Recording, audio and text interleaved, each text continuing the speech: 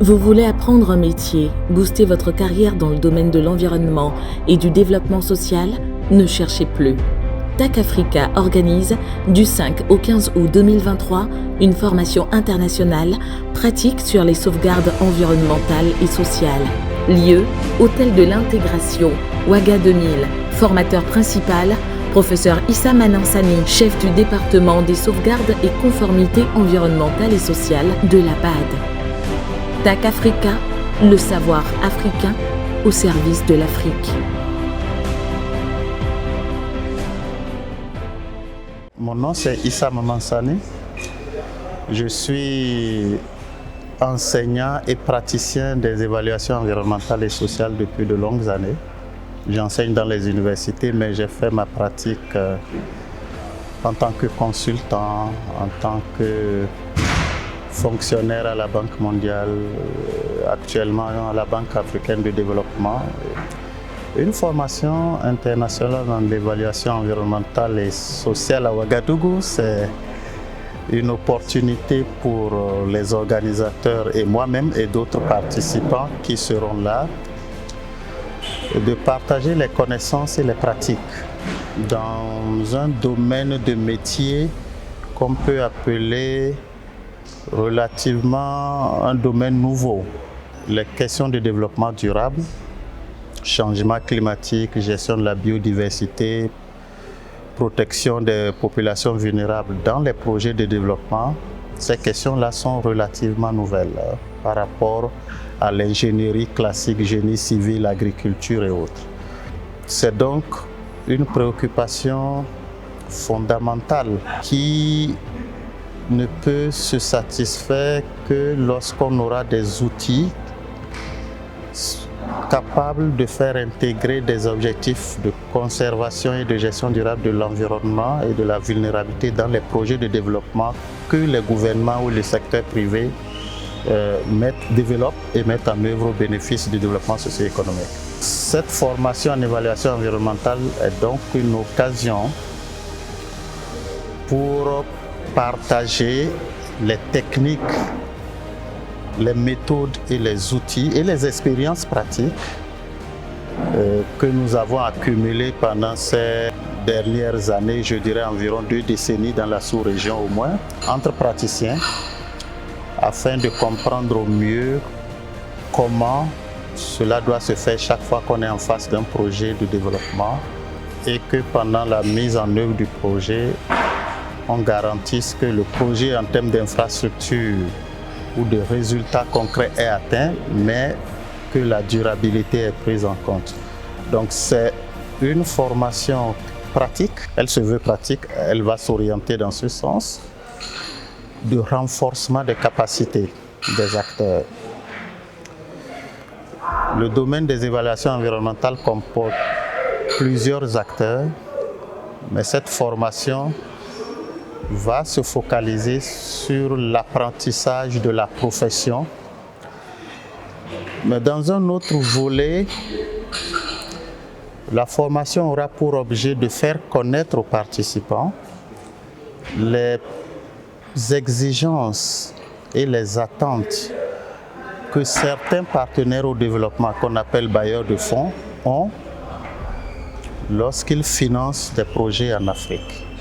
Les exigences et les attentes en termes de protection de l'environnement, protection des communautés vulnérables, des questions de droits de l'homme et pour résumer, les attentes et les exigences des partenaires au développement en matière d'intégration d'environnement dans le processus de développement. Ce volet ne sera pas négligé parce que la plupart des praticiens savent que nos pays investissent d'eux-mêmes dans les infrastructures, mais une grosse part des investissements dans nos pays viennent également de l'assistance qu'apportent les partenaires au développement, qu'il s'agit d'un apprentissage des méthodes, outils, des approches et des leçons apprises dans le métier. La première cible, c'est d'abord les praticiens consultants, ceux qui préparent les documents qu'on appelle les documents d'évaluation environnementale et sociale, qui sont des études de faisabilité des projets. Parmi les praticiens, il y a également un certain nombre de fonctionnaires que peut-être beaucoup de monde ne connaissent pas, mais qui sont au niveau du gouvernement des gens qui sont chargés de la mise en œuvre des politiques environnementales et sociales.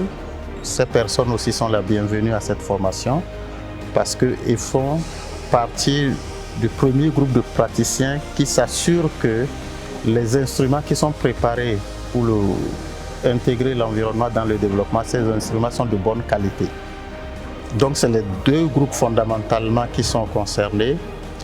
Et le troisième groupe, ceux qui sont chargés de la mise en œuvre des instruments, donc des documents d'évaluation environnementale et sociale.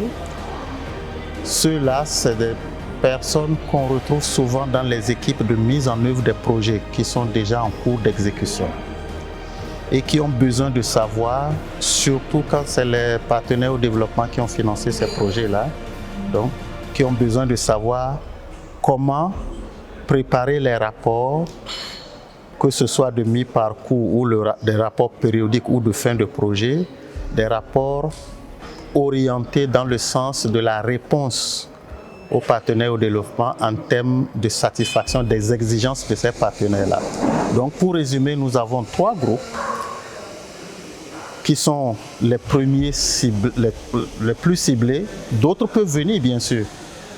Les consultants, les agents publics qui sont chargés de la mise en œuvre des politiques d'évaluation environnementale et les personnes qui travaillent directement dans la mise en œuvre des projets où ces attentes et exigences font partie des activités à mener. Voilà les trois groupes que nous ciblons et que j'appelle le groupe des personnes les plus impliquées au premier chef lorsqu'il s'agit d'évaluation environnementale et sociale de projets de développement. Tous ceux qui participeront, je crois, j'espère que ce sont des gens qui ont déjà une pratique du métier, c'est-à-dire qu'ils ont une connaissance de base, que ce soit académique ou pas, en évaluation environnementale, qu'est-ce que ça signifie, quelles sont les différentes exigences de ce métier ou de cette science-là, parce que c'est les deux à la fois, et qu'ils soient praticiens, donc dans l'un des trois groupes dont j'ai parlé, qu'ils soient déjà en activité. Et donc l'invite que je vais faire, c'est qu'ils arrivent avec beaucoup de questions, qu'ils arrivent avec des études de cas ou des expériences qu'eux-mêmes ont déjà accumulées, afin que nous ayons, au-delà d'une approche pédagogique classique, que nous ayons des séances de partage et d'échange très approfondies entre professionnels, parce qu'à la fin, ce qu'on veut, c'est augmenter la masse critique des personnes qui font ce métier-là dans nos pays. Ce n'est pas encore le cas. On veut une masse critique de personnes qui soient vraiment expertes, qui maîtrisent les questions diverses qu'on aborde lorsqu'on est dans ce métier-là, et qu'à la fin, on est dans un esprit de collaboration, on est une plateforme d'échange pour le futur, afin que chacun, là où il est, lorsqu'il accumule un peu plus d'expérience ou qu'il apprend quelque chose de nouveau ou un défi, qu'il puisse le partager avec ceux ou celles avec qui il a pu passer les 10 jours en août à Ouaga. Donc qu'ils viennent avec l'esprit ouvert, qu'ils viennent équipés de leur expérience, chargés de leur expérience, qu'ils viennent avec une longue liste de questions ou de préoccupations sur lesquelles on va échanger, mais qu'ils viennent avec l'ouverture nécessaire d'esprit pour qu'on puisse apprendre ensemble, qu'on partage ensemble et que lorsqu'on retourne, on puisse faire essaimer ça dans nos milieux de travail et le plus proche de nous. Encore une fois, comme pour nous ramener à l'objet de cette formation, et c'est la deuxième que j'anime et ça ne sera pas la dernière, avec les collègues avec qui on s'est donné comme mission de le faire. On ne le fait pas commercialement, on le fait pour augmenter la capacité des Africains dans le domaine. Donc, je souhaiterais que ceux qui auront vu cet élément, et s'ils sont des praticiens, qu'ils fassent tout pour être là. Je ne sais pas ce que ça leur coûtera. En tout cas, ceux qui sont à Ouaga, ça ne leur coûtera pas grand-chose d'être à la formation de 10 jours, sinon que c'est le temps. Mais tous les autres qui ont la possibilité, qui sont au loin et qui ont les mêmes objectifs que nous, je les convie sincèrement qu'ils fassent tout pour venir parce que ça sera une séance riche de partage d'expériences et de convivialité pour des professionnels d'un domaine qui ne fait que grossir et pour lequel on a besoin de plus en plus d'expertise en Afrique. TAC Africa, le savoir africain au service de l'Afrique.